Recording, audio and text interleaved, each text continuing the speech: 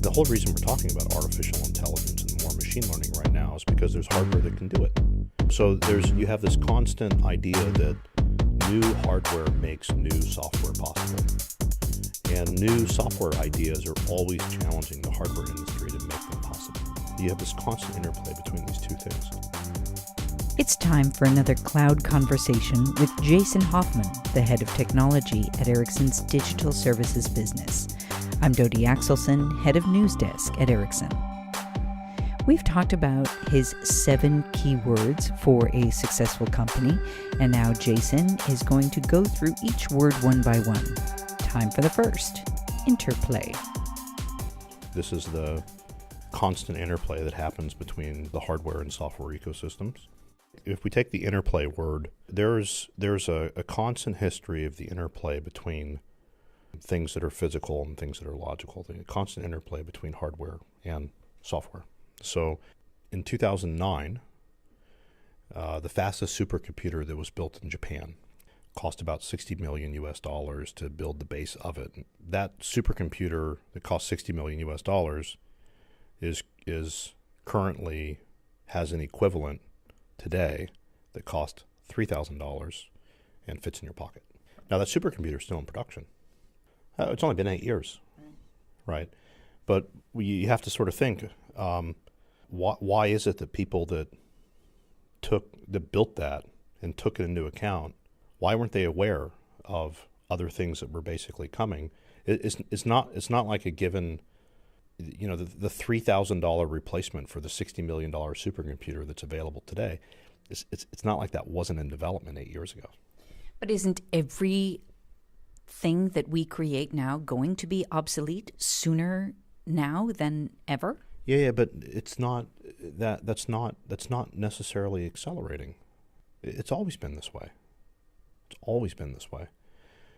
So the thing is when you look at this idea that you make software that needs to do something that isn't currently really possible within a decent time frame on current hardware, then drives the hardware ecosystem to make hardware that makes it really fast.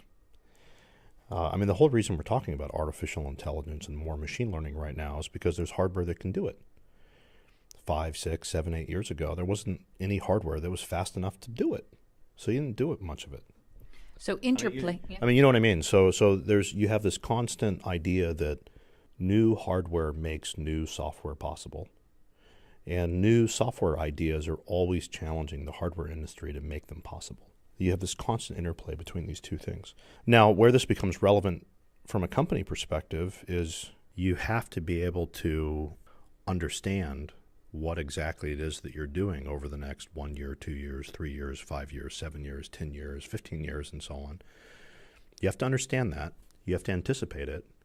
And you have to sort of sit down and say, well, the way that things are right now, if we architected something right now, that architecture may be obsolete in 3 years if the following happens. And that if the following happens typically is if this type of hardware capability basically shows up, then why would we architect it like this? We need an out-of-industry example. If you say that, you're going from a manual hammer and a nail, and then 6 months from now there's going to be like a hammer gun available to you that just automatically does it, and it's going to allow you to build a house in a month. And if you do it manually, it's going to take you 7 months. Wait 6 months for the goddamn nail gun. The problem essentially is people don't ask the question of what is our sort of interplay strategy? How do we really sort of understand what's happening in the hardware space? How do we really understand its impact in the software space? How do we really understand what's happening in the software space, and therefore how the hardware space is sort of adjusting? So interplay becomes a pretty important thing to do.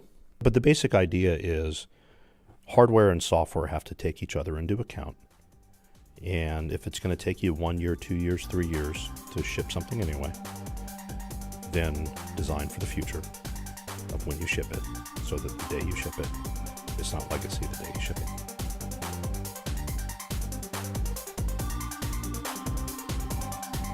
Jason Hoffman will be back on the next Cloud Conversation with an in-depth explanation of the second word, continuous. everybody in the world has the desire to continuously improve the unit economics of their business and to continuously improve the technology capabilities available to them, right? Everybody has that desire to continuously improve. Thanks for listening to another Cloud Conversation from Ericsson.